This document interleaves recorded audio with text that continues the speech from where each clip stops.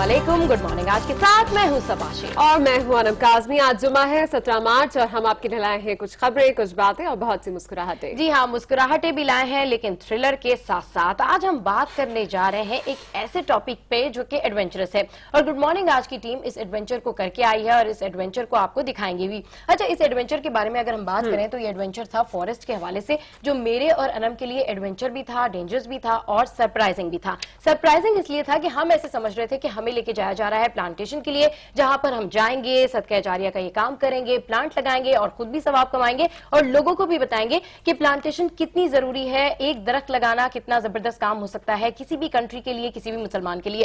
खैर, जब हम वहां पर गए और वहां पर हमने प्लांट्स भी लगाए, सारा अहवाल भी आपको दिखाएंगे, तो उसके बाद हमें पता चला कि हम जाने लगे हैं 7th लार्जेस्ट फॉरेस्ट में, जो कि मैंग्रोव्स के जंगलात पर मुश्तमिल है। अच्छा जी, वहां तक भी बात बिल्कुल ठीक थी, बल्कि पूरी दुनिया का 7th लार्जेस्ट फॉरेस्ट था, वहां तक भी बात बिल्कुल ठीक थी। हमने कहा जी चले। खैर, उसके बाद हमें कहा गया कि आप लोगों ने नंगे पैर जाना है। हमने कहा चलें, ठीक है, चले जाते हैं।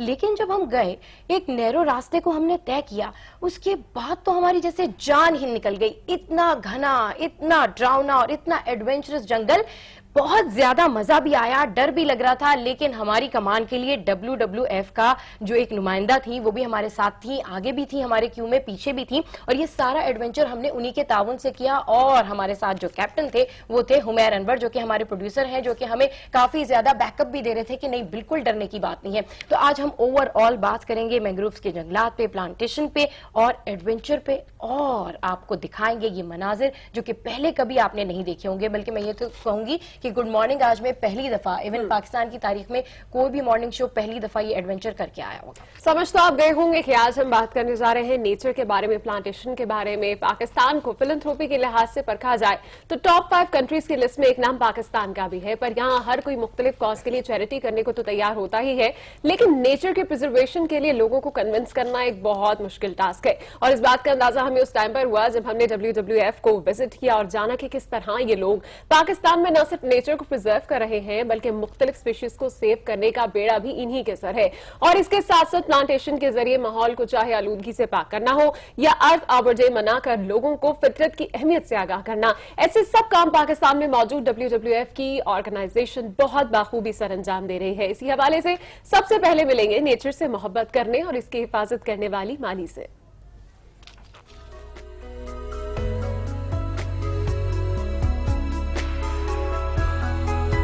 साल के अंदर 2 मरतबा सीट इसकी गिरती है, मगर एक अगस्त के महीने में जो सीट गिरती है उसी को मैं संभालता हूँ। एक पौधा उगालने के लिए मुझे 4 से 6 महीने लग जाते हैं, जो है 1 फुट से 1.5 फुट का पौधा तैयार हो जाता है। मगर दुश्वारी इसमें ये होती है, अगर पानी उसको 2 टाइम मिले तो पौधा कामयाब है, अगर 2 टाइम पानी नहीं मिलता है तो पौधा कमजोर हो जाता है। और मिलेंगे WWF पाकिस्तान की head of marketing and communication Asma इस्दी से, जो बताएंगी कि इनका इदारा कुदरती असासों की हिफाजत के लिए क्या करता है। हम अक्सर ये भूल जाते हैं कि एनवायरनमेंट जो है वो अंडरलाइंग कॉज है फॉर ऑल आर इश्यूज। जैसे हेल्थ के भी जो हमें मसले होते हैं, बीमारियां जो सारी फैलती हैं वो इसलिए फैलती हैं बिकॉज हम अपनी एनवायरनमेंट का ख्याल नहीं रखते। बेसिकली हमारा काम जो है, it is not just about the wild life conservation, it is nature and it is everything related to nature that we strive to conserve. और मिलेंगे पाकिस्तान की सेलिब्रिटीज से जो नेचर को सेव करने के लिए पेश है।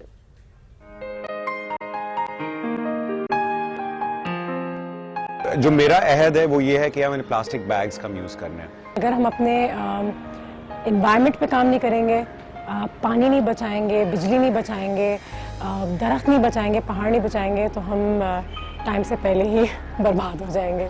अवाम में एक शऊर पैदा करना, और मेरा जो एक लेवल ऑफ इंटरेस्ट है वो है बिलखुसूस कंजर्वेशन ऑफ वाटर, के पानी को कैसे बचाया जाए। और ये सब स्टोरीज हम आगे चलकर देखेंगे, लेकिन पहले नजर डाल लेते हैं कि आज अखबारात की शायद सुर्खियां क्या कह रही हैं।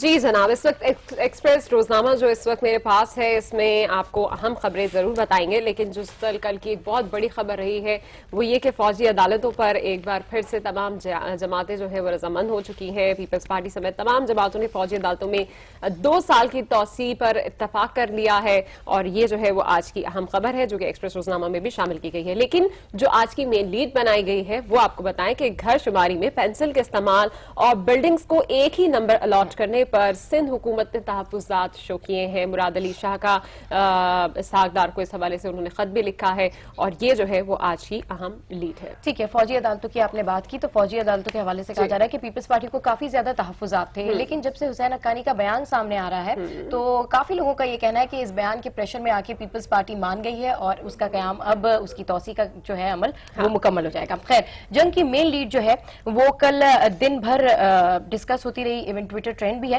और ये है तौहीन रिसालत के हवाले से।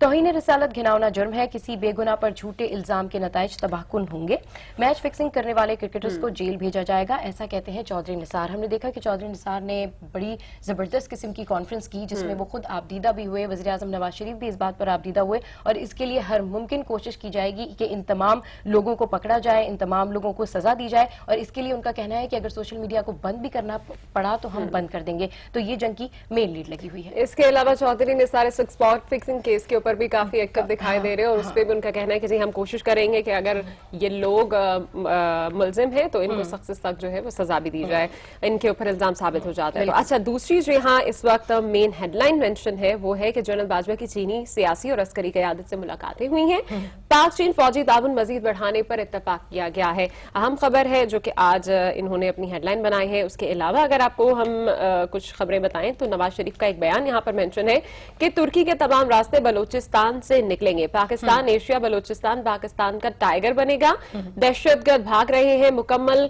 खत्म करके ही दम लेंगे, जो कहता हूं करके दिखाता हूं, वजीर आजम या मोहम्मद नवाज शरीफ का एक अहम बयान जो आपके साथ हमने शेयर किया। ठीक है, अच्छा, यहाँ पर फौजी अदालतों के कयाम के हवाले से ही जंग की मेन लीड है तो इसको मैं डिस्कस नहीं करती हूँ, लेकिन बता दिया है कि ये मेन लीड का हिस्सा बनाया गया है। अच्छा, दूसरा जो एक और मेन लीड है वो है पाकिस्तान एशिया और बलूचिस्तान पाकिस्तान का टाइगर बनेगा, जो हमने आपको बताया और सारी मेन लीड्स तो मिलती जुलती हैं। तो फिर ऐसी खबर शेयर करते हैं, सिंध के हवाले से कोई खबर शेयर कर लेते हैं। वज़ीर आला मुराद अली शाह की तरफ से 50 करोड़ रुपए दिए जाएंगे क्योंकि कराची में 2 स्नॉर्कल्स हैं और दोनों खराब हैं, तो अब नई स्नॉर्कल्स आएंगी तो आई होप सो कि तमाम चीजों के लिए बेहतरी आएगी और जहां जहां पर भी आग लगेगी तो उनको बर वक्त बुझाया जा सकेगा। तो this is very good thing for वज़ीर आला मुराद अली शाह के हवाले से ये खबर है जो मैंने आपके साथ में शेयर की। अच्छा जी, बिजनेस रिकॉर्डर की मेन लीड आपको अगर बताएं तो एक तो ये है कि national assembly body for probe into export slide और दूसरी खबर है कि consensus reach on military courts, वो फौजी अदालतों के हवाले से तमाम जमातें मुत्तफिक हो चुकी हैं। यही जो है वो बिजनेस रिकॉर्डर ने आज अपनी मेन लीड बनाई है।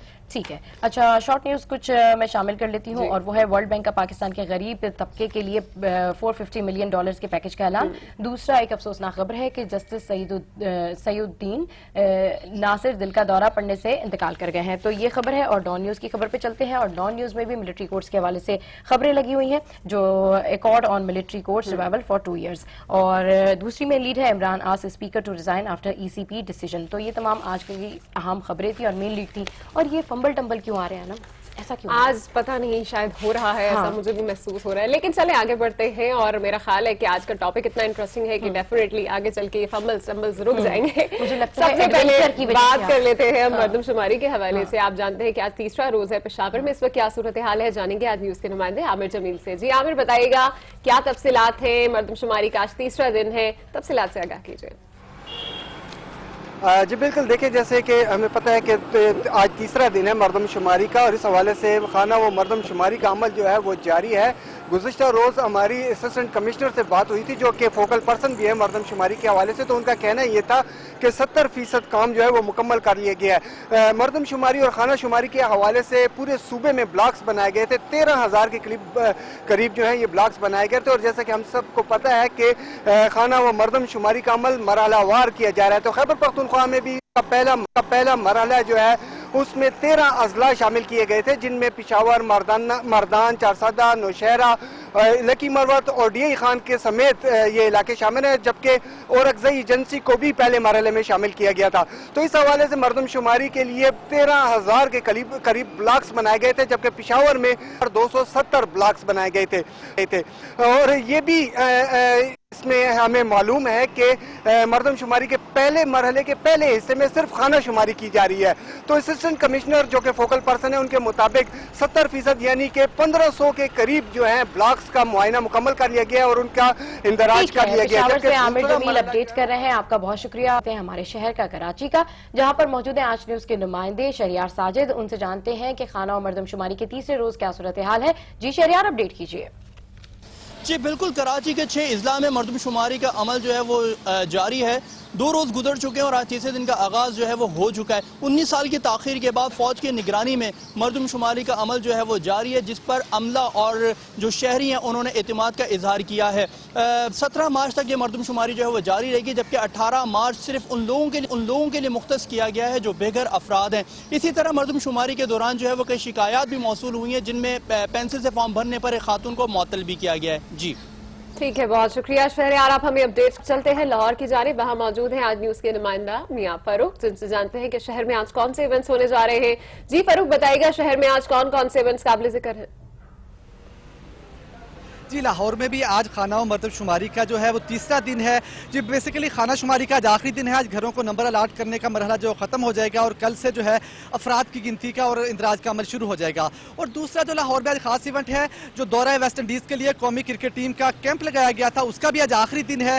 और उसका आखिरी सेशन आज 10 बजे से 12 बजे तक होगा और 12 बजे जो है कौमी टीम के कप्तान सरफराज अहमद मीडिया से गुफ्तगू करेंगे और उसके बाद तमाम क्रिकेट टीम के खिलाड़ी अपने घरों को लौट जाएंगे और वो 20 और 21 मार्च की दरमियानी शब को वेस्ट इंडीज के दौरे के लिए रवाना हो जाएंगे, क्योंकि वेस्ट इंडीज के दौरे का आगाज जो है वो 26 मार्च से पहले T20 मैच से होगा और उसके लिए टीम का जो लगाया गया कैंप था उसका भी आज आखिरी दिन है। लाहौर में दूसरे और तीसरा जो अहम इवेंट है वो पंजाब असम्बली का सेशन चल रहा है। पंजाब असम्बली का इजलास जो गुज़िश्ता कई दिनों से जारी है, उसमें आज ज़राअत के मौजू पर जो है अरकान पार्लियामेंट में बहस ज़ेर गौर आएगी और इसके अलावा जो है वो दीगर अमूर भी ज़ेर गौर आएंगे। पंजाब असम्बली में सेशन के मौजू पर बहस होगी और हमारे नुमाइंदे हमें अपडेट करे थे, आपका बहुत शुक्रिया। आगे बढ़ते हैं, राना तारिक मौजूद हैं वफाकी दारुल हुकूमत में, जानते हैं कि आज सियासी टेम्परेचर क्या है और कौन कौन से मेगा इवेंट्स होने जा रहे हैं। राना तारिक, गुड मॉर्निंग, आज अपडेट कीजिए। जी बिल्कुल, आज इस्लामाबाद में जो सबसे बड़े इवेंट जो हैं वो नेशनल असम्बली और सेनेट के इजलास हैं जो आज होंगे। सबसे बड़ा जो कल डेवलपमेंट हुई है कि तमाम सियासी जमातें जो हैं फौजी अदालतों की तोसी के हवाले से जो 2 साल की मुद्दत में तोसी के हवाले से मुतफिक हो गई हैं। तमाम सियासी जमातों ने इत्तफाक किया है। सबसे बड़े जो तहफ़्फ़ुज़ात थे वो पीपल्स पार्टी के थे, उनको भी हुकूमत ने राज़ी कर लिया। इसके अलावा सुप्रीम कोर्ट में रूटीन के केसेस हैं और आज इस्लामाबाद हाई कोर्ट में जो सोशल मीडिया पर गुस्ताखाना मवाद का केस जो है उसकी आज जो हेयरिंग है इस्लामाबाद हाई कोर्ट में अब से कुछ ही देर के बाद शुरू हो जाएगी। इसके अलावा रूटीन के केसेस हैं, इस्लामाबाद में फाउंडेशन यूनिवर्सिटी का इवेंट है और इसके अलावा सेनेट की फॉरेन अफेयर कमेटी है, उसमें भी बहुत अहम इश्यूज जो हैं वो ज़ेर बहस आएंगे। ठीक है, बहुत शुक्रिया राना तारिक, आप हमें अपडेट कर रहे थे शहर इक़्तिदार से, वहां पर क्या कुछ हो रहा है और क्या क्या एक्टिविटी से तो आपने जाना। अब रुक कर लेते हैं हम कुछ दीगर शहरों का और वहां पर जानते हैं कि क्या कुछ हो रहा है।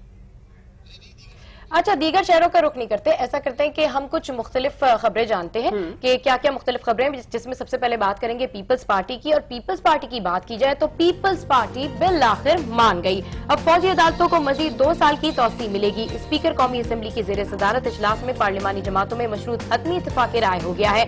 कानूनी तरमीम का नजरसानी मुसव्वदा आज कौमी असम्बली और आइंदा हफ्ते सेनेट में पेश किया जाएगा और सब यही कह रहे हैं कि ये जो मानी है पीपल्स पार्टी, ये हुसैन हक्कानी के बयान की वजह से इन पर दबाव पड़ा है।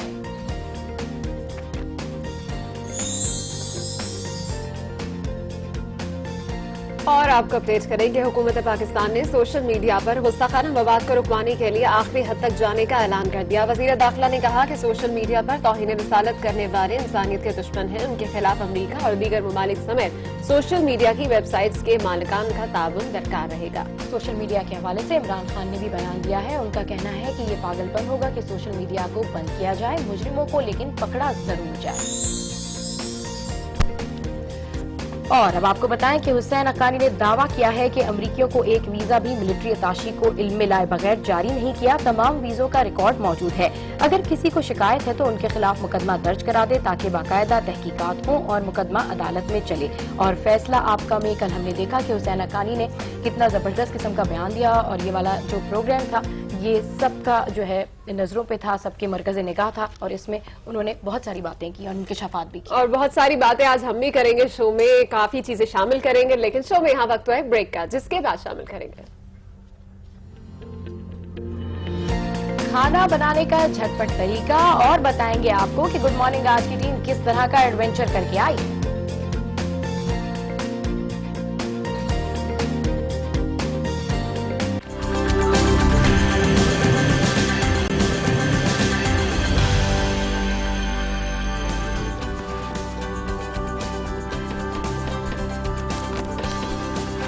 Welcome back to good morning. और अब यस्टरडे टॉप स्टोरी से भी आपको आगाह करते हैं कि दरगाह हजरत निजामुद्दीन औलिया के गद्दी नशीन आसिफ निजामी और उनके भतीजे नाजिम निजामी बुध से लापता है।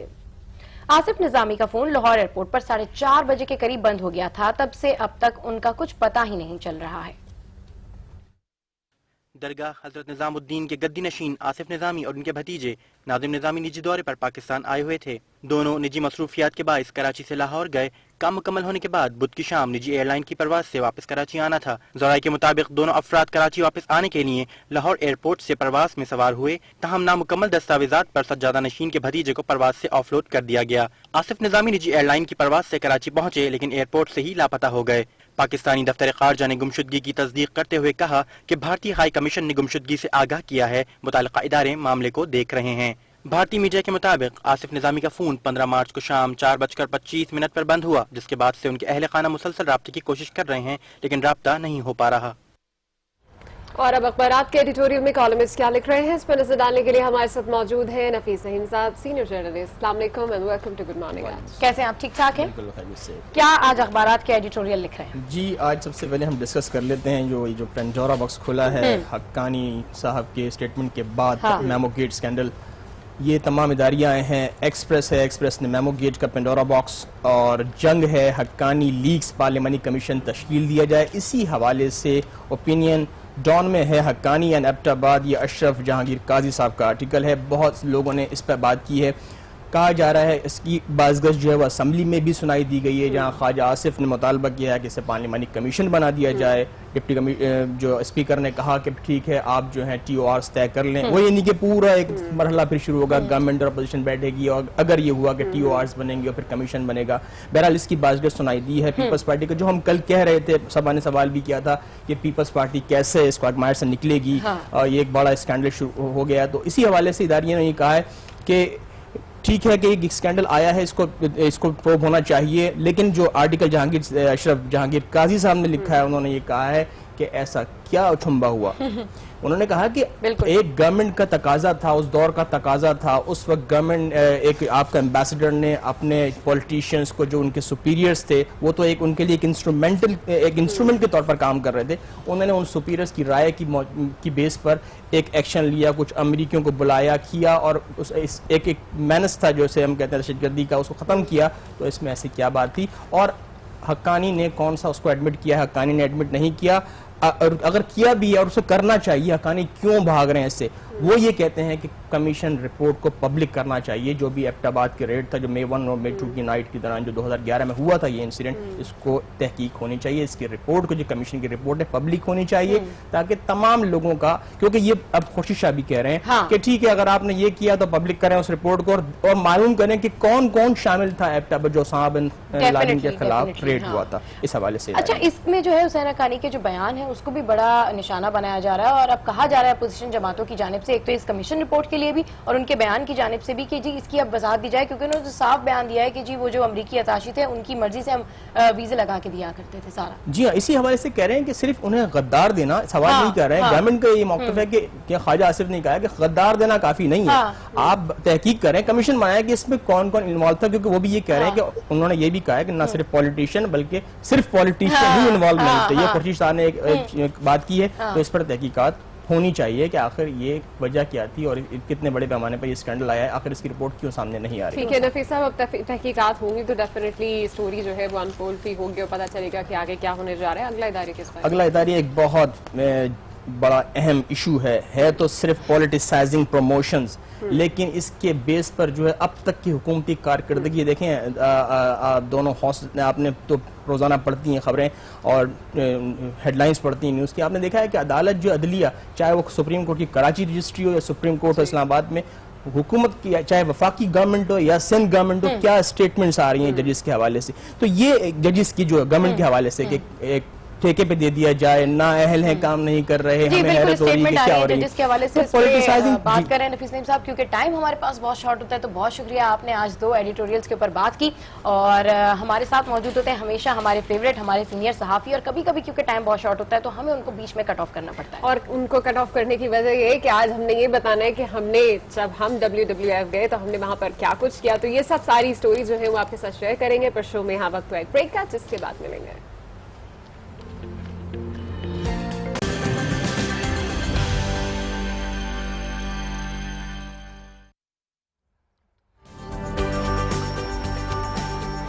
Welcome back to good morning आज। और अब आपको बताएं कि WWF की जानिब से गुड मॉर्निंग आज की टीम मैंग्रोव्स के जंगलात भी गई, जो बहुत ही एडवेंचरस था। इस हवाले से मजीद बता रही हैं आपको सबा शेख। चलिए और देखिए।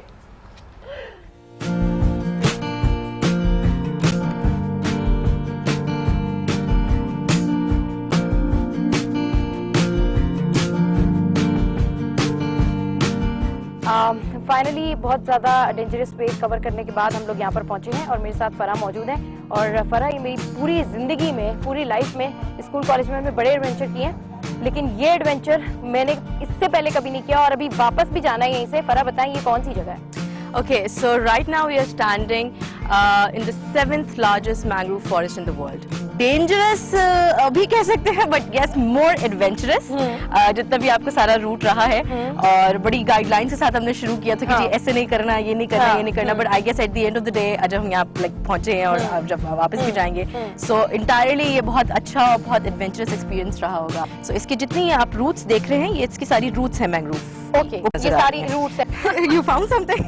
I found एक आसपास घूम रहा है। अच्छा, so there are a lot of them. Yeah. देखा कितनी बहादुरी से करिए, there are a lot of them. क्या बहादुर टीम है गुड मॉर्निंग आज की।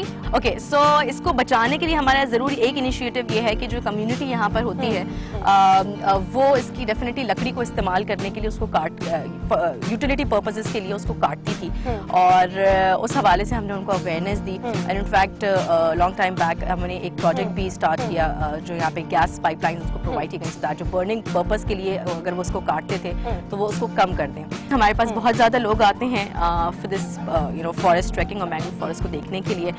सो यस, मंथ की अगर मैं आपको एवरेज बताऊं तो there comes around like 300-350 people who visit this forest. Huge people came here. Okay Farah, thank you very much. अभी आपने हमें वापस भी लेके जाना है, फरा हमें वापस भी लेके जाएंगी और इस पूरी जर्नी की और इस पूरे एडवेंचर की फुटेज भी आप देखते रहेंगे। हम भी आपको गुड मॉर्निंग आज में बताएंगे और मैं एक दफा फिर से कहूँगी गुड मॉर्निंग आज की टीम की तरफ से कि थैंक यू वेरी मच फरा और WWF का बहुत बहुत शुक्रिया। तो हम आपको यहाँ से साइन ऑफ करेंगे और आपको कहेंगे कि ऐसे ही हंसते रहिए, मुस्कुराते रहिए और कीप वॉचिंग गुड मॉर्निंग आज।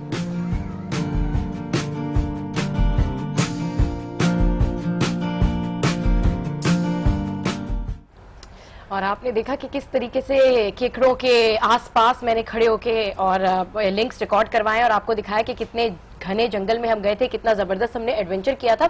अच्छा, ये सारी बातें तो एक तरफ, लेकिन ये जो एडवेंचर हमने किया था इसके बारे में फरा भी हमें ज्वाइन करेंगी, जिनसे मजीद आपको बताएंगे कि पाकिस्तान किन कुदरती नेमतों से मालामाल है। लेकिन इस वक्त हमारे साथ स्टूडियोज में मौजूद हैं आर हैदर अली, जो बहुत अच्छे सिंगर ही नहीं बल्कि एक बहुत अच्छे आर्टिस्ट भी हैं। हैदर अली गुजरावाला के करीब तहसील कामुकी के रिहायशी हैं और उन्होंने अपने कैरियर का आगाज दुबई से किया है। जब हैदर अली ने वहां सिंगिंग की तो भारत की टी सीरीज ने भी उनके सॉन्ग्स को बहुत अप्रिशिएट किया। ये उन्हीं से मजीद बात करते हैं। अस्सलाम वालेकुम and welcome to good morning. वालेकुम अस्सलाम। कैसे आप हैदर? अल्लाह का करम, बिल्कुल ठीक ठाक, फर्स्ट क्लास। अच्छा, दुबई में भी काम कर रहे हैं और पड़ोसी मुल्क इंडिया के साथ में भी काम कर रहे हैं और पाकिस्तान में भी आप काम कर रहे हैं, काफी अच्छा। तो ये बताएं, ये सारी सिंगिंग और ये सारी स्ट्रगल कब से कर रहे हैं आप? तकरीबन बेसिकली मुझे तो 12 साल का अरसा हो चुका है। ओह, अच्छा। और बेसिकली साथ में मेरी क्रिकेट भी थी। अच्छा, क्रिकेट? हाँ, अच्छा, क्रिकेट भी साथ साथ आप लेके पैशन मेरा क्रिकेट ही है। अच्छा, फिर क्या हुआ, आप क्रिकेटर प्रोफेशनली क्यों नहीं आ गया? दरअसल उसकी रीजन सिर्फ इतनी थी कि मेरे बाबा मुझे खेलना वो कहते थे कि नहीं यार क्रिकेट नहीं खेलनी। क्रिकेट नहीं खेलने देते, सिंगिंग करने देते हैं। नहीं, दरअसल बाबा जरा थोड़े से वो आर्मी टाइप से बंदे हैं। अच्छा बताइए, आप तहसील कामुकी से हैं, जी हाँ। वहाँ से निकलना, फिर दुबई जाना, फिर इंडिया के लिए भी काम करना, जी हाँ। बहुत काफी स्ट्रगल उसमें दरकार होती है। जैसे कि आपने बताया पैशन आपका क्रिकेट था, लेकिन करनी आपने सिंगिंग थी। सिंगिंग फिर आपका पैशन नहीं था? बेसिकली कितना वो बचपन से मैं मुश्किल था करता वहाँ से निकलना, कामुकी से निकलना, और उसके बाद ये सारे स्ट्रगल करना? आपने थोड़ी जर्नी के बारे में मैं थोड़ा सा यानी कि आपको यानी कि आगाही देना चाहूंगा। देखिए बचपन से लेके जैसे मेरी यानी कि स्ट्रगल गुजरी है, जैसे लाइफ मेरी गुजरी है, आप जिस तबके से उठ के आते हो और वहाँ के जो आपके गिरदो नवा के जो लोग हैं उनके साथ की आपकी जैसी कम्युनिकेशन होती है कि आप जो जो करना जानते हैं वो आपको पहले तो बड़ा इग्नोर करते हैं कि यार आप ये कर लेंगे। हाँ, यानी कि वो पंजाबी कहते तू करेगा ये, तू करेगा ये, तो मकसद ये हाँ ये तू करना है, ये तो हो ही नहीं सकता। मकसद ये कि वो मेरे जहन के अंदर बड़ी ऐसी कुछ बातें थी और बचपन से जिस तरीके के साथ आपको टीज किया जाता है। मजीद आपसे बात करेंगे और टी सीरीज के बारे में बात करेंगे, पहले आपसे एक सॉन्ग सुनते हैं फिर कंटिन्यू। कोई मसला नहीं, मैं आपको एक सॉन्ग सुनाता हूँ बेसिकली जो मैंने माँ के लिए सबसे पहले गाया, पंजाबी एंड लिखा मैंने ही, श्योर मैं आपको सुना इजाजत? बिल्कुल जी जी बिल्कुल, शुरू कीजिए।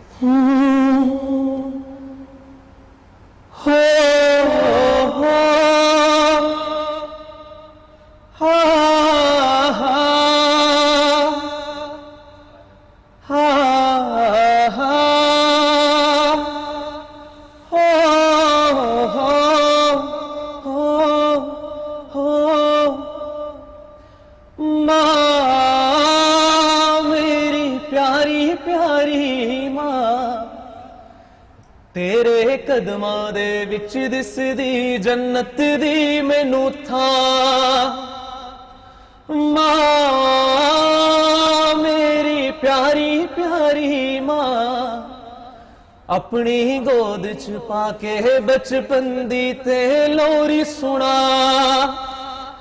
याद ने मैनू गल्लां जदों प्यार तू करदी सी, एक पल भी मैं खो जांदा मां लभदी रहिंदी सी।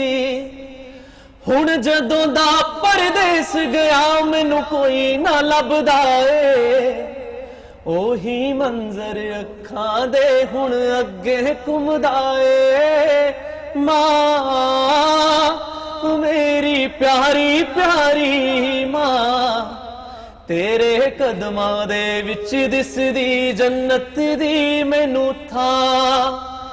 हो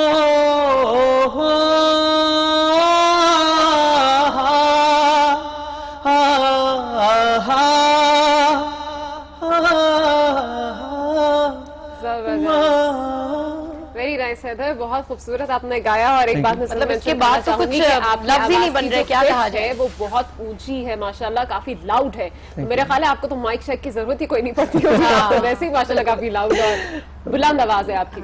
एक तो आपने इतना इमोशनल सॉन्ग सुनाया, अब मुझसे बात नहीं हो रही है, अब फिर भी बात करते हैं। अच्छा ये बताएं कि अब आप इतना जबरदस्त गा रहे हैं, मतलब कोई म्यूजिक नहीं है और कोई इस तरह का, कितनी प्रैक्टिस करते हैं? आप बता रहे हैं कि 12 साल से आप सिंगिंग कर रहे हैं। दरअसल मैं बेसिकली मैं नेस्ले हेड डिपार्टमेंट में एज ए सेल्स काम करता हूँ। मेरी 12 आवर्स ड्यूटी होती है और 12 आवर्स काम करने के बाद मैंने उस 12 आवर्स के अंदर मैंने ऐसे मैनेज किया होता है कि स्टार्टिंग मेरी सुबह जैसे होती है तो मैं जो मेरे फेवरेट्स गाने होते हैं, जो मैंने एक इसके अंदर ऐप है तानपुरा, उसे कहते हैं तानपुरा। अच्छा, वो एक ऐप होती है, वो मैं यानी कनेक्ट करता हूँ फोन को गाड़ी के साथ और होल डे मेरा वर्क गाड़ी के ऊपर ही होता है। अच्छा, यानी सारी प्रैक्टिस वो सारी प्रैक्टिस मुझे गाड़ी के अंदर ही करना पड़ती है। जो मुझे फेवरेट गाना भी याद करना हो तो फिर मैं अच्छा ये बताइएगा कि आप सिंगिंग कर रहे हैं और बड़ा अरसा लग जाता है यहाँ पर सिंगर्स को कि वो बाहर जाएं और बाहर जाकर परफॉर्म करें। जी आप तक टी सीरीज किस तरह से पहुंची? बेसिकली मैंने जब ये गाना बनाया था तो मेरे जो डायरेक्टर है मुबीन अख्तर और Kittu Motwani, basically she is in India and वो सारे मेरी एक टीम वर्क का हिस्सा है। मैं अकेला बंदा नहीं हूँ कि मैं अकेला बंदा कहूँ कि यार हाँ ऐसा होगा। बेसिकली जब मैंने वो गाना लिखा भी था तो मैंने अपने डायरेक्टर को भेजा था, तो मुबीन अख्तर जिनकी मैं बात कर रहा हूँ, माशाल्लाह he is a very talented guy, is a wine person. वो गाते भी हैं, लिखते भी हैं, वो वीडियोस पे डायरेक्ट भी करते हैं, माशाल्लाह बड़ा अच्छा नाम है और बड़ा अच्छा काम है उनका। तो उन्होंने मुझे यानी कि रेफर किया था, तो उन्होंने कहा था कि आप ट्राई करें। तो मैंने यानी कि गाना भेजा था तो उन्होंने सेलेक्ट कर लिया। तो मुझे खुद इस चीज़ के ऊपर बड़ा आ रहा था कि यार हालांकि ऐसा पॉसिबिलिटी नहीं होती कि आप गाना किसी को भेज दें बगैर लिंक्स के। तो अच्छा, आपकी आवाज क्योंकि इतनी जबरदस्त है तो हम चाहेंगे कुछ शॉर्ट, कुछ एक और हमें कोई। हाँ, मेरा एक और गाना जो कि मुबीन के साथ ही मैंने गाया था, हाँ। बड़ा रोमांटिक गाना है, बड़ा अच्छा गाना है। चलें, थोड़ा इमोशनल होने के बाद आप थोड़ा रोमांटिक गाने हाँ, वो भी इतना कोई ऐसे सॉन्ग है जो बड़ी सॉफ्ट वॉइस में आप गाएं? जो सॉफ्ट में, यही मैं सॉफ्ट में कर, देखिए कंट्रोल वॉइस का होता है कि मुझे कंट्रोल कितना करना है। मैं इसे अब मैं इसे नीचे रख के भी गा सकता हूं। रोमांटिक सॉन्ग्स मोस्टली हम लोग देखते हैं कि सॉफ्ट वॉइस में होता है ना। चलिए आप आपकी जैसी आवाज है वैसे गा के बताएं, हम देखते हैं कि रोमांस उसमें कैसे आता है। चले ठीक है। इसे भी लिखा मैंने। अच्छा जी हाँ। नींदा विच तू ते ख्वाबां विच तू, यादां विच तू, ख्यालां विच तू, नींदा विच तू ते ख्वाबां विच तू, यादां विच तू, ख्यालां विच तू, एक बस मैं ते एक बस तू बस मैं ते मैं बस तू, हाँ तू, हाँ तू, हाँ तू, हाँ तू।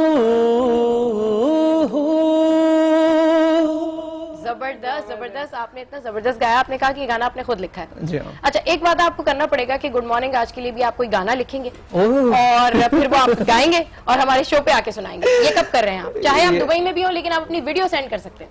अच्छा चले ठीक है, आप मुझे बता दीजिए। ओके, अच्छा ये बताइए हैदर, आप सारे सॉन्ग्स जो है वो पंजाबी में ज्यादातर गाना प्रेफर करते हैं या फिर और लैंग्वेजेस में भी आपको कमांड हासिल? देखिए मेरे उस्ताद भी हैं और मीन्स इमरान डोगर साहब उनका नाम।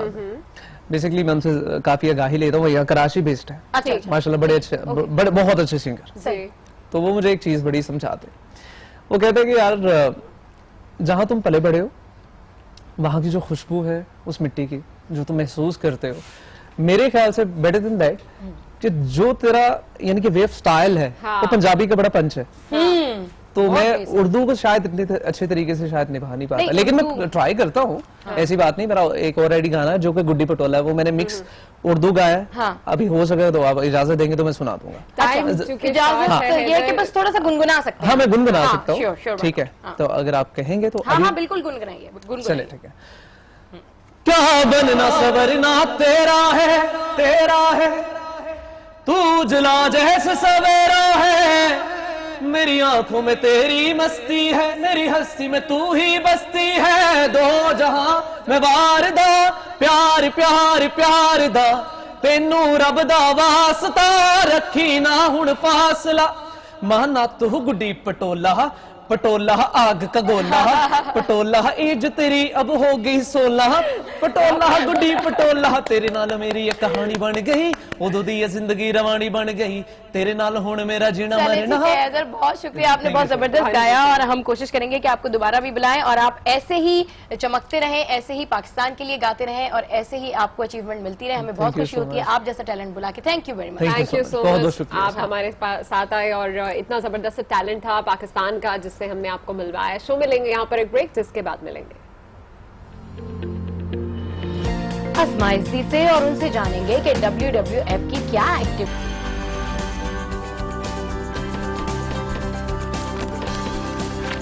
Welcome back to good morning. और बात हो रही है जनाब प्लांटेशन की, नेचर को प्रिजर्व करने की। तो पौधे घर की फिजा को साफ रखने के लिए एयर फिल्टर का काम करते हैं और मगरबी ममालिक में खास तौर पर इन पौधों को दफ्तर हो चाहे अस्पताल हो होटल्स हो, इन तमाम कमरों में खुसूसी तौर पर रखा जाता है। जी हाँ, पौधे महंगे भी बहुत होते हैं लेकिन साथ साथ इनकी हिफाजत करना भी बहुत महंगा साबित होता है। और मगरबी ममालिक की बात की जाए तो वहाँ इनकी बहुत ज्यादा हिफाजत की जाती है।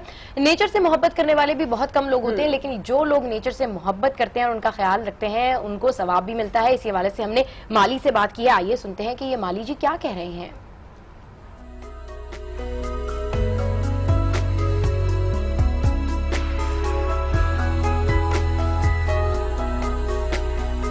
हमारे एरिया के अंदर जितने भी साइक्लोन तूफान वगैरह होता है उसमें जैसे इसी से बहुत महफूज रहते हैं हम। जितनी भी साइक्लोन तूफान है उसकी ताकत टूट जाती है, और इससे हवा तूफान भी होता है, उससे भी कोई ख़तरा नहीं होता है। खुदा ना खासा कोई ज़िलज़ला होता है तो ज़िलज़ले में भी यहाँ हमारे पास जो है ना ज़्यादा कुछ महसूस नहीं होता है। वजह ये है जितने भी मैंग्रोव से इसकी जड़ें जो है पूरी ज़मीन के अंदर, जैसे फोक्स है, ये ज़मीन पूरी फोक्स है, ये ख़तरा नहीं होता है कोई फटने का, नीचे जाने का, ये चीज़ नहीं होता है। अगर इसी को संभाला जाए, मज़ीद बढ़ाया जाए तो और फ़ायदा है।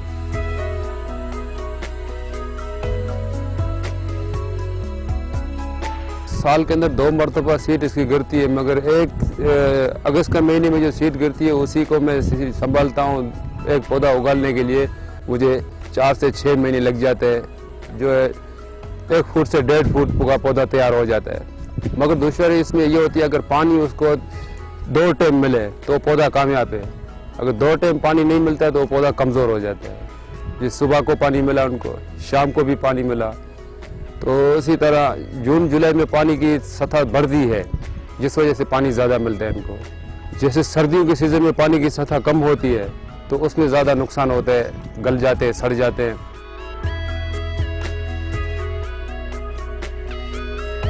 इसमें हमारा इतना फ़ायदा है, इसी पौधे को संभालने से हमारे पास झींगा बढ़ता है, इसी पौधे को संभालने से हमारे पास मछलियाँ बढ़ती है, खेखड़े बढ़ते हैं। जो पूरा हमारे माईगिर का रोजगार जो है इसी खेखड़े पे है, झींगे पर है, मछली पर है।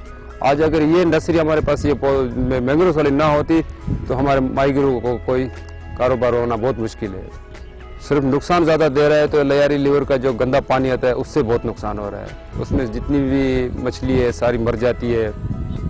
ये होते हैं महीने में 2 मरतबा ये पानी हाइटेड बढ़ती है तो पानी गंदा जितने भी लयारी लीवर का पूरे इलाके में फैलता है, बहुत सारी मछली मरती है। दिन में है बहुत सारे आ जाते हैं कटाव वाले, घास काटने वाले आते हैं, उनको भी हम रोकते हैं, भाई यहाँ से नहीं, अब एक मखसूस जगह रखो, वहीं से कटाव करो ताकि सारा इलाका ख़राब ना हो। ज़ाहिर जानवर है, उनको भी तो चारा चाहिए। ऊँट हैं, बकरियाँ हैं, बैल हैं, वो सारे ये पूरे पहाड़ी इलाके से लेकर हमारे इलाके के अंदर सब ये मैंग्रोव के पत्ते खाते हैं।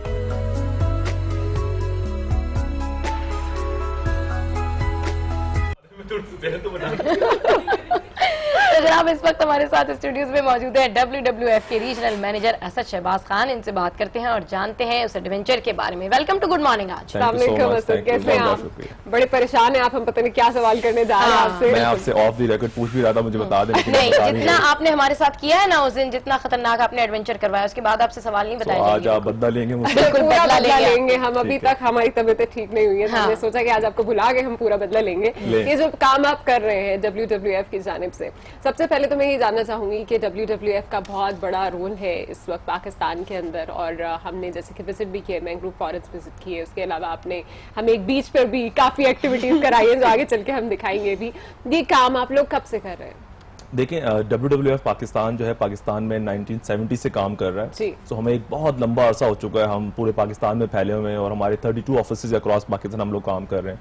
बट स्पेशली मैं, क्योंकि अभी आप लोगों ने जो रिसेंट विजिट किया था वो कराची के हवाले से था, तो मैं कराची को हाईलाइट करना चाहूंगा। ये जिस सेंटर पे आप लोगों ने अभी मैंग्रोव प्लांटेशन या बीच क्लीनिंग की, हमने 2000 के अंदर इसको इनोग्रेट किया था और मेरे ख्याल में 17 साल हो चुके हैं हम लोग इस एरिया में काम कर रहे हैं। और इस बात की आप भी गवाही देंगे कि जो मैंग्रोव फॉरेस्ट है, जो डेंस फॉरेस्ट है, आप लोग विजिट करके आए, उसकी क्या कितना वो खूबसूरत है और क्या बायोडाइवर्सिटी है वहाँ पर, कितनी सारी चीजें वहाँ पर हैं जो उससे एसोसिएट हैं उस फॉरेस्ट से। तो 17 साल से हम इस एरिया में काम कर रहे हैं। ठीक है, अच्छा 17 साल से आप उस एरिया में काम कर रहे हैं और हम खुद देखकर भी आए हैं, वो एडवेंचर करके भी आए हैं और बहुत अच्छा भी लगा। मतलब ये तो सारी बातें एक मजाक की बातें हैं कि ये सारा कुछ हुआ, वैसे वो भी कोई मामूली बातें नहीं है। लेकिन ये बताएं कि टूरिज्म कितना बढ़ा, कितने लोग आते हैं, कितने लोग वहाँ पर आके अप्रिशिएट करते हैं और कितने लोग हमारे जैसे लोग हैं जो पहली दफा जाते हैं तो दोबारा आने के लिए उनका दिल करता है कि वो दोबारा आए वहाँ पर। देखिए पहले तो मैं आपसे पूछूं कि आपका दिल चाह रहा है कि आप दोबारा आएं? लेकिन मुझे स्टील के जूते और स्टील का जो है वो हेलमेट चाहिए। हमें चाहिए कि आप हमें 1-2 दिन पहले बताएं, प्रॉपर तैयारी के साथ है वहाँ पे। देखिए जो टूरिज्म की आपने इको टूरिज्म की बात की, हम इको टूरिज्म के अंदर WWF का बहुत बड़ा रोल है। ना कि सिर्फ कराची में, हम जो दूसरे एरिया है, कुन मलीर की अगर मैं बात करूँ, नॉर्दर्न एरियाज की मैं बात करूँ, वहाँ पर भी हम ट्रिप्स लेके जाते हैं और हम इको टूरिज्म को बहुत ज्यादा प्रमोट कर रहे हैं क्योंकि कम्युनिटी के लिए बहुत फायदा है, उनका सोर्स ऑफ इनकम बन जाता है और लोगों को नेचर से क्लोज करके उनको समझाना बड़ा इजी होता है हमारे लिए कि आपकी जो नेचर है, जो इन्वायरमेंट है, ये क्यों इंपॉर्टेंट है। और वो हमने आपके साथ भी किया, हमने आपको लेक्चर दिया वहां पर, प्लांटेशन एक्चुअल करवाई, आपको फील करवाया कि आप उसको समझ सके कि यार नेचर से क्लोज होना कितना मजा आता है उसमें। बहुत मजा भी आया असद, बल्कि हमने जो एक्सपीरियंस से किया है WWF के साथ, ये मेरी लाइफ का बहुत जबरदस्त एक्सपीरियंस भी था। और मैं चाहूंगी कि पहले हम दिखा दें कि हमने किया क्या है एक्चुअली में, क्यों इस बात की हम इतनी तारीफें कर रहे हैं। मेरा ख्याल है पहले देख लेते हैं, उसके बाद बात करते हैं। अस्सलाम वालेकुम एंड गुड मॉर्निंग एवरीवन, कैसे हैं आप सब? उम्मीद करते हैं बिल्कुल ठीक ठाक होंगे। गुड मॉर्निंग आज की टीम जैसे कि हर वीकेंड पे कहीं ना कहीं निकलती है, इस बार हमने सोचा क्यों ना नेचर की प्रोटेक्शन के लिए थोड़ा सा अपना रोल भी प्ले किया जाए। तो आज टीम GMA कहाँ आई है आपको बता सकते हैं हम। आज हम आए हैं सैंडस्पिट बीच पर और WWF की टीम यहाँ पर काम करती है। आज हमने सोचा कि अपना दिन जो है वो WWF की टीम के साथ गुजारेंगे। इस वक्त उनकी मेंबर हमारे साथ मौजूद है। फरा, अस्सलाम वालेकुम फरा, कैसे हैं? बिल्कुल ठीक ठाक, बहुत अच्छा लग रहा है आप लोगों के पास आके। काम आप लोग कर रहे हैं, जो कॉज आपकी है, इस कॉज के लिए मेरा ख्याल है बहुत ज्यादा एफर्ट दरकार होती है, बिकॉज आप ये काम सिर्फ नेचर के लिए कर रहे होते हैं।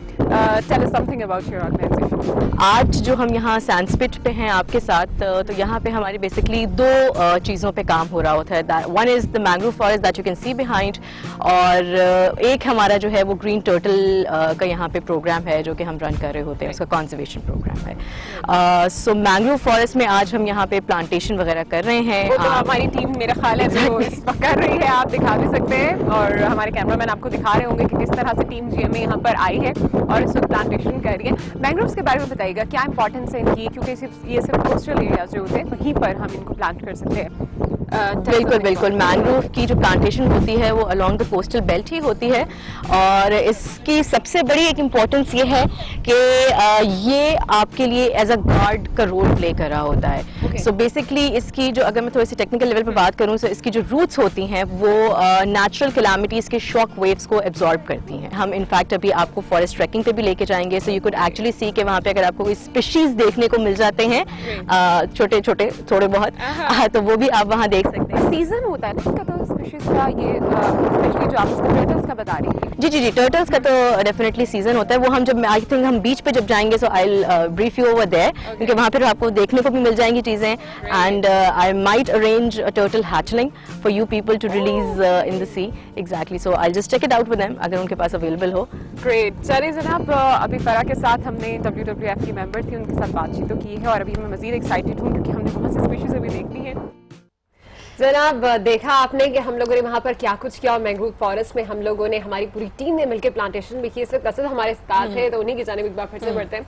असद, प्लांटेशन तो हमने की थी, साथ साथ हमने वहाँ पर बहुत सी स्पीशीज भी देखी थी जब हम फॉरेस्ट में गए थे। कुछ हमें कभी कुछ नजर आया, कभी टर्टल नजर आया, कभी कुछ नजर आया। तो आप लोग विद इन पाकिस्तान कितनी स्पीशीज ऐसी हैं जिनको प्रिजर्व कर रहे हैं? देखें, जो इंडेंजर्ड स्पीशीज हैं वो तो कुछ 6 स्पीशीज है जिन पे हम काम कर रहे हैं, जिसके मैं नाम बता दूं। जिस तरह इस एरिया में ग्रीन टर्टल की आपको हमने हैचलिंग दिखाई होगी वहां पर। सो ग्रीन टर्टल पे कराची में काम हो रहा है, snow leopard, common leopard, brown bear, vultures पे काम हो रहा है, इंडस ब्लाइंड डॉल्फिन पे बहुत ज्यादा काम हो रहा है। इंडस ब्लाइंड डॉल्फिन ना कि सिर्फ इंडेंजर्ड है बल्कि इंडेमिक स्पीशी भी है, सिर्फ पाकिस्तान में पाई जाती है, सखर बराज में, तो उस पे हम लोग काम कर रहे हैं। लेकिन जो आपने बात की कि आपको वहां पे बर्ड्स नजर आए होंगे, तो वो क्योंकि ये जो आपका जो मैंग्रोव फॉरेस्ट है कराची का, ये माइग्रेटरी बर्ड्स का भी जो है ना वो हैबिटेट है। वो यहाँ पर आते हैं, अक्टूबर से लेके जैन तक का एक टाइम होता है जिसके अंदर ये माइग्रेट करके यहाँ पर आते हैं, और ब्रीडिंग सीजन इनका होता है जिसमें ब्रीडिंग भी करते हैं यहाँ पर। सो जिस तरह देखिए, हम आप हमेशा जब आप नेचर पे बात करते हैं या बर्ड्स की बात करते हैं, आप एनवायरमेंट की बात करते हैं, कोशिश करें कि उसको कनेक्शन दें अपनी लाइफ के साथ। देखिए, अभी जिस तरह मैं यहाँ पर बैठा हूँ, अगर आप मुझे मेरा घर है, मेरे बच्चे हैं, मुझे जाना है, फैमिली से मिलना है, एक अट्रैक्शन है, खुशी होती है जब आप घर जाते हैं कि जी मुझे फैमिली से मिलना है। तो ये बर्ड्स भी देखिए, ये भी एक एनिमल है, माना परिंदे हैं, बट इनके अंदर जान है, समझ है, सोच है। इनके भी बच्चे होते हैं, ये भी ब्रीडिंग सीजन, इनको सेंस दिया अल्लाह ताला ने कि ये इतनी दूर से माइग्रेट करके पाकिस्तान के अंदर आते हैं। कोई बॉर्डर नहीं है, कोई बैरियर नहीं है। जैसे मेरे जहन में अभी एक बात आई, आई एम सॉरी, थोड़ी फनी बात होगी, जिस तरह क्रिकेट की बात कर रहे थे कि हम एक ववेला मचा हुआ था कि इंटरनेशनल प्लेयर नहीं आ रहे पाकिस्तान, ऐसा है वैसा है, क्योंकि वो क्योंकि बैरियर है, बॉर्डर है, ये मसले मसाइल है, लेकिन इन बर्ड्स के लिए कोई मसला नहीं है। अगर आप इनको एक सेफ इन्वायरमेंट, इनका जो हैबिटेट है उसको आप प्रोटेक्ट करते हैं, कंजर्व करते हैं, आप उसका ख्याल रखते हैं, नेचर को साफ रखते हैं, आप देखिए बर्ड्स बिना किसी परमिशन के, बिना किसी वीजा के, बिना किसी पासपोर्ट के फ्लाई करते हुए आ जाएंगे और लोग इससे अट्रैक्ट होते हैं और इको टूरिज्म इससे बढ़ती है। हम लोग WWF पाकिस्तान बर्ड वॉच करवाता है, WWF पाकिस्तान जो है वो बैक वाटर ट्रिप करवाता है, बोट राइड वगैरह करवाता है, आपने ट्रांजिट वॉक की मैंग्रोव फॉरेस्ट में, बिल्कुल। तो ये जितना यहाँ पर जो पैसे जनरेट होते हैं, हमने लोकल कम्युनिटी को वहां पर इतना एम्पावर कर दिया है कि इको टूरिज्म को WWF प्रमोट कर रहा है। स्कूल, कॉलेज, यूनिवर्सिटीज के ट्रिप्स जाते हैं, कॉर्पोरेट जाते हैं, उनसे उनकी सोर्स ऑफ इनकम डेवलप होती है, खाना परचेज हो रहा है, बोट राइड के लिए बोट में जा रहे हैं, यू नो बहुत बोट राइड हमने नहीं की थी ना, हम नेक्स्ट में आपको करवा देंगे। अच्छा, WWF की बात हो रही है, डेफिनेटली आप लोगों का एक बहुत अहम किरदार है नेचर को सेव करने के लिए और लोगों को बताने के लिए कि मुल्क में, पाकिस्तान में इस तरह के जंगलात भी हैं और इस तरह का एडवेंचर भी है। बहुत सारे लोग ये कहते हैं कि हम जब जाएंगे अफ्रीका जाएंगे, वहां के जंगलात देखेंगे। एक हमारे पास गेस्ट आए थे तो मैंने उनको बताया कि हम होकर आए मैंग्रोव्स के जंगलात हैं। ट्रांजिट वॉक के बारे में बात करते हैं कि आप लोगों को जिस तरीके से हम लोगों ने ट्रांजिट वॉक की और जिस तरीके से हम लोग डर रहे थे, मतलब शुरू में मैंने कहा यहाँ मेंढक भी हैं तो किसी ने कहा सांप भी हैं, लेकिन इतना जबरदस्त आप लोगों का प्रोटोकॉल था।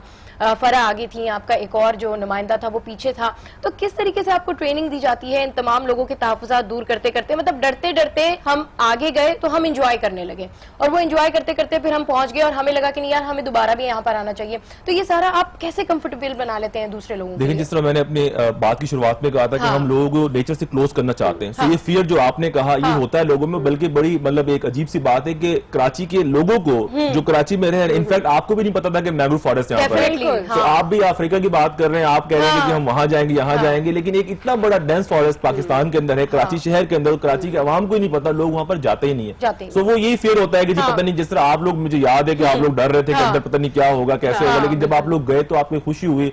जब आप लोग वापस आए तो मैं आपसे मिला तो यू वर सो एक्साइटेड कि यार इतना मजा आया। तो आप जब नेचर से क्लोज हुए, आपने रियलिटी चेक की, आपने रियलिटी देखी कि नहीं यार, मतलब देखिए एनवायरनमेंट, नेचर कभी आपको नुकसान नहीं पहुंचाता, हमेशा इंसान ने एनवायरनमेंट को, नेचर को नुकसान पहुंचाया है। ये कभी आप कहीं नहीं पढ़ा होगा आपने कि एनवायरनमेंट ने आपको नुकसान पहुंचाया। ये जो साइक्लोन आते हैं, ये जो नेचुरल डिजास्टर होते हैं, इसमें भी हमारा अपना रोल होता है। देखिए आज अगर आप मैंग्रोव फॉरेस्ट जो आप लोगों ने बनाए हैं, उसका बेसिकली जो मकसद मुझे उस दिन पता चला था वो भी यही था कि जो मुख्तलिफ किस्म के इस तरह के नेचुरल डिजास्टर्स हैं उससे आपके एनवायरनमेंट को बचाता है, प्रोटेक्ट करता है, तो इसलिए इनकी अहमियत बड़ी है। देखिए जो मैंग्रोव फॉरेस्ट है, इसमें कुदरती सलाहियत है कि ये जो शॉक्स होती है उनको एब्जॉर्ब करता है, राइट। तो जो साइक्लोन आते हैं, जो इस किस्म की चीजें होती हैं, जिस तरह तो ये आपके सिक्योरिटी गार्ड है ना, आपका नुकसान भी बहुत कम होता है। और बर्ड्स की आप बात कर रहे थे तो फरा ये बतानी थी कि रास्ते का तयन भी करते हैं ये फॉरेस्ट एग्जैक्टली। और देखिए ये बेसिक नर्सरी है फिश की आपकी, और ये इसका इकोनॉमिकल इम्पैक्ट बहुत बड़ा है। अगर आप इसको खत्म करते हैं, देखिए एक चीज खत्म होने से पूरा इकोसिस्टम आपका डिस्टर्ब होता है और वो चेन कहीं ना कहीं जाके, देखिए फिश का मैं कंज्यूमर हूँ, मैं फिश खाता हूँ, बड़े शौक से खाता हूँ, आप लोग भी खाते होंगे। आप सोच रहे हैं कि इस दुनिया से फिश को खत्म कर दें, सो क्या होगा, अल्टीमेटली आपका नुकसान होगा ना। तो ये सारी चीजें आपस में इंटरकनेक्टेड है, लेकिन हम लोगों को वहां ले जाके एक्चुअली लोगों को समझ देते हैं, अवेयरनेस देते हैं कि देखिए सोचें, इन बारे में सोचें, ये कोई इसमें कोई रॉकेट साइंस नहीं है। असद ये भी बताइएगा मुझे कि हम लोग जब आपके साथ गए थे वहां पर, तो हम सैंडस्पिट बीच पे गए थे जो कि कराची से थोड़े डिस्टेंस पे भी है, और वहां पर हमने जाके बहुत सी एक्टिविटीज भी की। लेकिन मैं ये जानना चाहती हूँ कि हमारे पास और भी बीचेस हैं, वहां पर ऐसा क्यों कुछ नहीं पॉसिबल, वहां पर हम लोग नेचर को क्यों प्रिजर्व नहीं कर सकते, वहां पर इस तरह के फॉरेस्ट क्यों नहीं कायम कर सकते?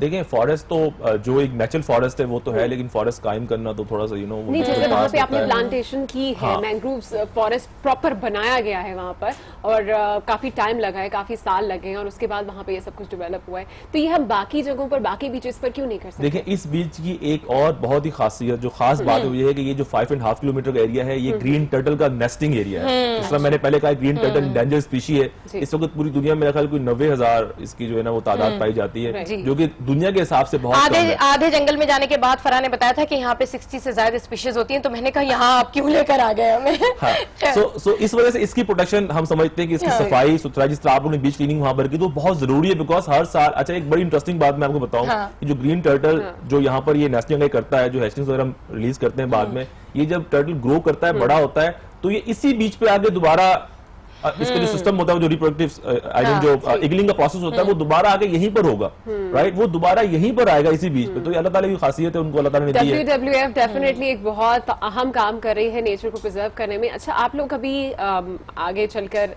अर्थ डे भी मना रहे जी, हैं। मैं इस Earth बारे Hour। में भी जानना चाहूंगी कि ये क्यों मनाया जाता है, कितनी देर के लिए होता है? इसकी अहमियत क्या है? देखिए, अर्थ आवर 2007 से सिडनी से स्टार्ट हुआ। It's a global campaign for the masses, climate change पर अवेयरनेस की कैंपेन है और ये हमने पाकिस्तान में 2010 में इसको स्टार्ट किया और ये अगेन वही कि मासेस की कैंपेन है। हम इसके थ्रू बहुत सारे इवेंट्स कर रहे होते हैं। होता सिर्फ एक सिंबॉलिक एक्ट है, ठीक है। हर मार्च में जो लास्ट सैटरडे होता है, इसमें 25 मार्च आ रहा है, रात को आपने 8:30 से लेके 9:30 बजे तक अपनी गैर जरूरी बत्तियां बुझाकर ये कमिटमेंट देना होता है कि आप भी क्लाइमेट चेंज के लिए आप कॉन्शियस हैं, आप इस पे काम करना चाहते हैं और ये एक मैसेज है और ये मासेस की कैंपेन है। इसमें मैं आप जिस तरह मीडिया इस पे हाइप क्रिएट करना शुरू कर देगा। अभी हमने रिसेंटली 2 दिन पहले एक हमने सॉफ्ट वीडियो लॉन्च की। इस बारे में जब आप दोबारा आएंगे तो डेफिनेटली डिटेल से डिस्कशन करेंगे। नेचर की सेविंग के लिए और एडवेंचर के लिए और WWF का आपका बहुत बहुत शुक्रिया कि आपने इतना जबरदस्त हमें ट्रिप करवाया और हमें उम्मीद है कि नेक्स्ट ट्रिप भी आपके साथ हमारा जल्दी ही प्लान होगा। तो हमारे साथ इस वक्त मौजूद थे WWF से असद शहबाज, जो कि हमें बता रहे थे कि किस तरीके से नेचर को प्रिजर्व किया जा सकता है और पाकिस्तान में नेमतों के कितने खजाने मौजूद हैं। बिल्कुल ऐसा ही है। जबकि दरख्त की अगर बात करें तो दरख्त जमीन का जेवर भी है। दरख्तों की हिफाजत करके हम मुल्क को जन्नत नजीर भी बना सकते हैं। जंगलात इंसानी जिंदगी के लिए और जंगली जानवरों की बका के लिए बहुत जरूरी है। जंगलात से हमें तिबी अहमियत की जड़ी बूटियां जो है वो भी मिल जाती हैं और जलाने वाली लकड़ी भी मिल जाती है। तो ये है जनाब हमारे इन तमाम जंगलात की अहमियत। बिल्कुल जी हाँ, जंगलात किसी जगह की आबो हवा को तब्दील करने में अहम किरदार अदा करते हैं। दरख्तों के पत्तों से पानी के बुखारात हवा में दाखिल होते हैं तो हवा में नमी का तनासुब मौजूद रहता है। इन तमाम मामलात पर हमारी टीम ने WWF की जनरल मैनेजर अस्मा इज़्ज़ी से बात की है। आइए सुनते हैं कि ये क्या कह रही है।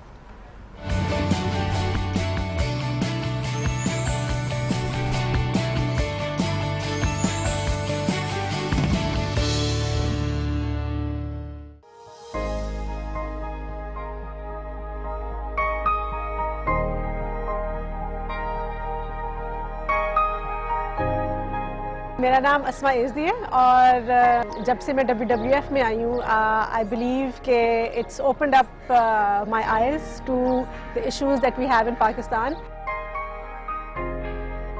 हम अक्सर ये भूल जाते हैं कि एनवायरनमेंट जो है वो अंडरलाइंग कॉज है फॉर ऑल आर इश्यूज। जैसे हेल्थ के भी जो हमें मसले होते हैं, बीमारियां जो सारी फैलती हैं वो इसलिए फैलती हैं बिकॉज हम अपनी एनवायरनमेंट का ख्याल नहीं रखते।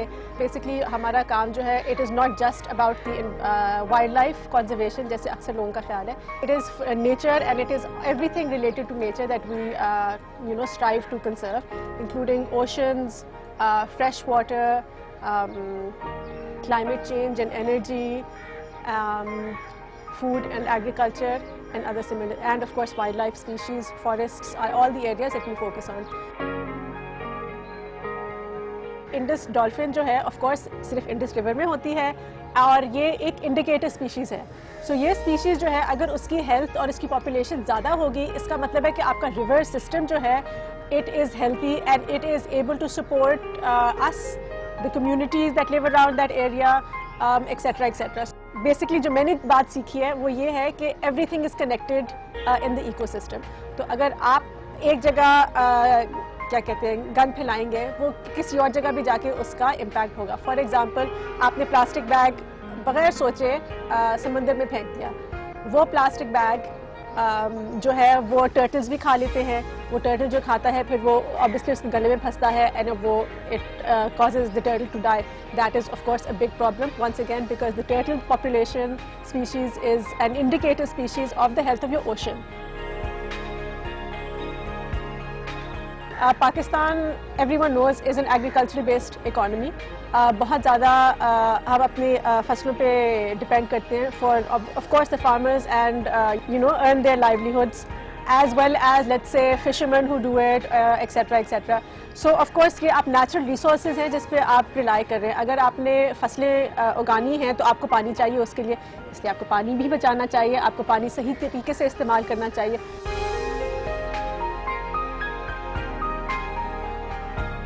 हमारी मकसद बेसिकली ये है कि लोग समझें कि उनका इम्पैक्ट क्या है एनवायरनमेंट में। हम सब ने इधर ही रहना है, बेशक इस मुल्क में हो मगर इस दुनिया में ही रहना है। तो जो भी हम छोटा कुछ कर सकते हैं that is we should start taking दो स्टेप्स। और हमारी कोशिश होगी कि जहाँ तक हमारी मदद वो चाहते हैं हम वहाँ पे देने को तैयार हैं ऑफ कोर्स, मगर अवेयरनेस एंड क्या कहते हैं कीपिंग एन ओपन माइंड के we can find solutions is something that we need to. तो जनाब, आज के हमारे शो का मकसद भी ये है ताकि लोग इस बात को समझ सकें कि नेचर में हमारा क्या रोल है और उस रोल को हमने किस तरह बाखूबी निभाना है। बिल्कुल, और नेचर के हवाले से मजीद भी बात करेंगे, लेकिन यहाँ वक्त हुआ एक ब्रेक का, जिसके बाद मिलवाएंगे आपको नेचर सेविंग में पाकिस्तान के मशहूर और मारूफ नामों से।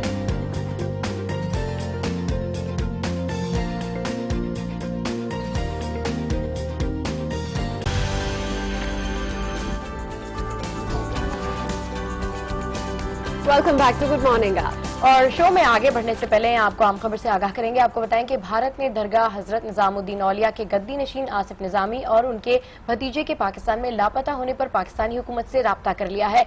इसी बारे में मजीद तफसीलात जानते हैं आज न्यूज के नुमाइंदे शौकत पराचा से। शौकत पराचा साहब, भारतीय हुकाम का क्या कहना है इस बारे में और पाकिस्तानी जो फॉरेन ऑफिस है वो क्या कर रहा है?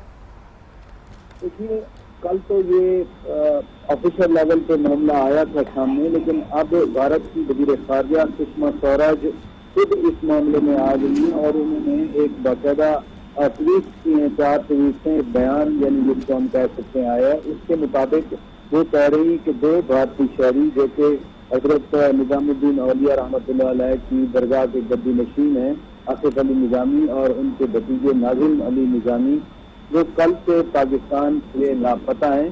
पहले तो ये था कि शायद लाहौर से लापता हुए हैं, लेकिन भारतीय वजीर खारजा सुषमा स्वराज के मुताबिक जब वो कराची लैंड कर गए तो वहाँ से वो लापता हुए हैं और ये मामला हुकूमत पाकिस्तान के साथ उन्होंने उठा लिया है। और सुषमा स्वराज कह रही हैं कि पाकिस्तान से हमने अपडेट के लिए बात की है कि इनके वेयर अबाउट के बारे में हमें अपडेट बताई जाए। जब ये पाकिस्तानी हाई कमीशन के साथ मामला रेज हुआ था तो फिर दफ्तर खारजा ने मुतल्लिका इदारों के साथ राब्ता किया जो पाकिस्तान के इदारे हैं और इनको ट्रेस करने की कोशिश की जा रही है। ठीक है, सुषमा स्वराज की जानिब से कहा जा रहा है कि इन लापता लोगों का पता बताया जाए, उनके बारे में अपडेट किया जाए। इस हवाले से बात करे थे हमारे साथ शौकत पराचा, आपका बहुत शुक्रिया। और अब आगे बढ़ते हैं और बात करेंगे रैपिड रेसिपी की। झटपट खाना बनाना है, वो भी मजेदार। देखते हैं आज क्या बन रहा है।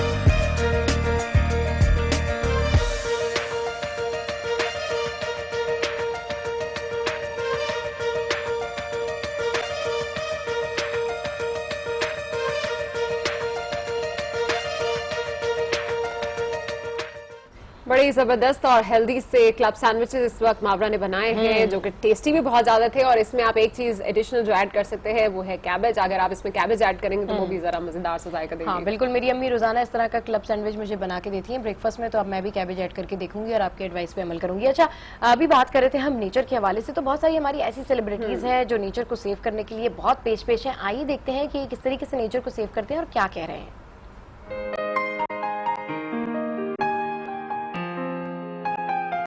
मेरा नाम अदनान मलिक है और इस साल मैं WWF का गुडविल एम्बेसडर हूँ। इस साल जो अर्थ आवर आने वाला है जो 25 मार्च को है, वो यहाँ मजाक चलता है कि वैसी बिजली नहीं होती, और बात वो नहीं है, बात एक सिंबॉलिक जेस्चर की है कि हम चीज़ों को ज़ाया नहीं करेंगे, हम बिजली को ज़ाया नहीं करेंगे, हम पानी को ज़ाया नहीं करेंगे, हम दुनिया के वसाइल को कंट्रोल में रखेंगे। तो जो मेरा अहद है वो ये है कि मैंने प्लास्टिक बैग्स कम यूज़ करने हैं। अब थैलियाँ जो हैं वो आम मिलती हैं, आप अपना सुबह जो दूध के डब्बे और अंडे लेते हैं वो भी थैली में लेते हैं, आप चाय, दोपहर की चाय भी थैली में आती है, जब भी कहीं मार्केट में गए शॉपर वो फ्री में देते हैं। तो मेरे हिसाब से अगर हम दिन में 1 से 2 दफ़ा भी हम शॉपर ना लें, आप हाथ में पकड़ लें, आप कोई चावल का बैग ले लें, रियूजेबल पेपर बैग ले लें, तो ये जो चीज़ें ना, इनसे काफ़ी फ़र्क पड़ता है, चीज़ों की एक अवेयरनेस बढ़ती है। तो हमारा काम ये है कि इस चीज़ की अवेयरनेस बढ़ाना है।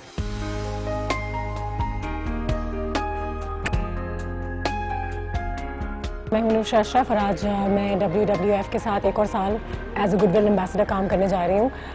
बहुत ही एक ज़बरदस्त सा इनिशिएटिव है, दिल से बहुत करीब है, क्योंकि मेरा ये मानना है दिल से कि अगर हम अपने इन्वायरमेंट पे काम नहीं करेंगे, पानी नहीं बचाएंगे, बिजली नहीं बचाएंगे, दरख्त नहीं बचाएंगे, पहाड़ नहीं बचाएंगे, तो हम टाइम से पहले ही बर्बाद हो जाएंगे।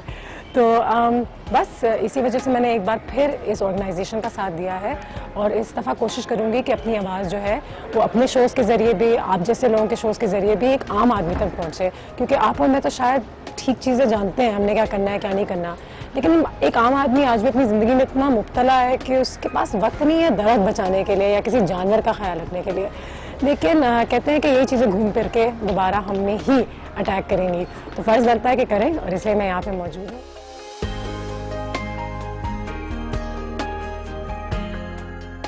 मेरा नाम खालिद मालिक है। एसेंशली आवाम में एक शऊर पैदा करना, और मेरा जो एक लेवल ऑफ इंटरेस्ट है वो है बिलखुसूस कंजर्वेशन ऑफ वाटर, के पानी को कैसे बचाया जाए। इसको सबसे पहले अपने इर्द गिर्द जो आपके लोग हैं, जो करीबी हैं, फैमिली हो गई या कम्युनिटी वाले हो गए, उनको उनके अंदर एक शऊर पैदा करना, और कोशिश और उम्मीद ये है कि ये करते करते फैमिली से, कम्युनिटी से, मोहल्ले तक ये बात पहुँचे और मोहल्ले से फिर एक वाइडर कम्युनिटी के पास ये बात पहुँचे। ये एक WWF तवस्सुल से और इन गुडविल एम्बेसडर्स के तवस्सुल से ये बात को आगे पहुँचाया जा सकता है, और बकौल उनके हम इन्फ्लुएंसर्स हैं, तो उम्मीद करता हूँ कि वो इन्फ्लुएंस हम आगे भी जा सकते हैं। तो जनाब, नेचर के बारे में आज बहुत सी बातें हुई और बहुत खूबसूरत मैसेजेस इन सेलिब्रिटीज ने भी दिए। आगे बढ़ते हैं और इस वक्त हमारे साथ स्टूडियोज में मौजूद है पाकिस्तान के चमकते सितारे राहुल, जो बहुत अच्छी सिंगिंग करते हैं। आइए उनसे कुछ बात करते हैं। अस्सलाम वालेकुम and welcome to good morning. कैसे हैं आप राहुल? अल्लाह का शुक्र। फाइनली गुड मॉर्निंग आज में आ गए आप। अच्छा, ये बताएं कब से सिंगिंग कर रहे हैं? मुझे तकरीबन 2-2.5 साल हो गए। 2-2.5 साल हो गए। उस्ताद सुल्तान अहमद खान में उनसे सीख रहा हूँ। ठीक है राहुल, क्योंकि हमारे पास टाइम बहुत कम है, तो आप पहले कोई सॉन्ग सुनाइए। जी।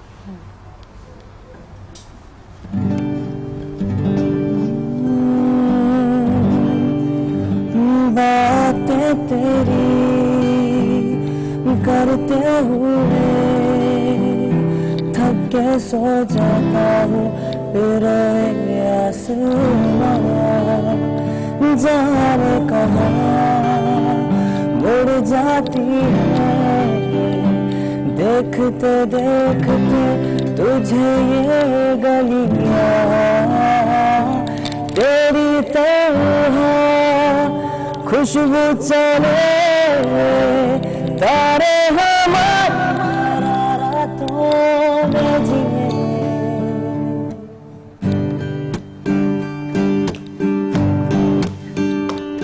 सुनी नहीं जमाने में तेरी मेरी कहानियाँ,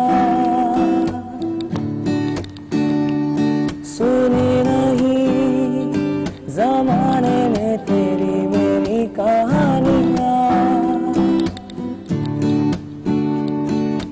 दे कोई नवाजिश करम मेहरबानियाँ ये आरज़ू थी के देखे ये दुनिया हम जैसा कोई दीवाना ही नहीं कर दे कोई नवाजिश करम मेहरबानियाँ ना ना ना ना ना ना ना ना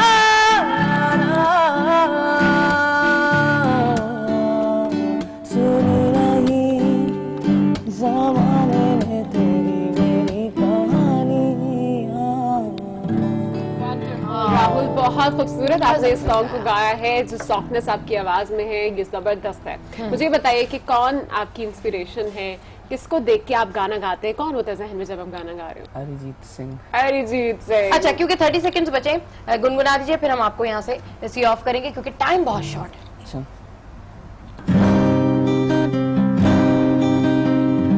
सगे अली हूँ मैं हैदरी हूँ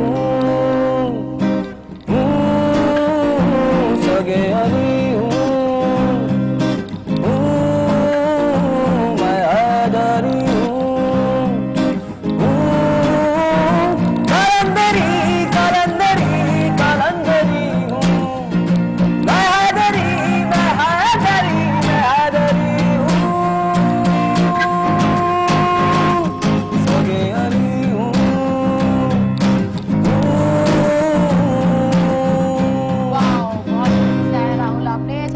फॉर कमिंग, और हमारी दुआ है, उम्मीद करते हैं कि आप ऐसे ही गाते रहें और पाकिस्तान का नाम रोशन करें। तो और इनके साथ जो गिटारिस्ट थे उन्होंने भी माशाल्लाह बहुत बखूबी निभाया है। आपको हमारा टाइम क्योंकि नहीं मिल पाया तो आपके बात नहीं हो सकी, लेकिन हाँ यू वर फ्लॉलेस और आप बहुत अच्छा गा रहे थे। We wish you best of luck आपके फ्यूचर प्लान्स के लिए। इसी के साथ जनाब ये प्रोग्राम अपने इख्तिताम को पहुंचता है, और अगर आप में भी कोई खास टैलेंट है और आप भी सीट पर आना चाहते हैं तो जरूर अपनी कहानी हमें बताएं हमारी सोशल मीडिया साइट्स पर। इंशाल्लाह नेक्स्ट वीक आपसे फिर मुलाकात होगी, सेम टाइम सेम चैनल पर। हंसते रहिए, मुस्कुराते रहिए, कीप वॉचिंग गुड मॉर्निंग आज।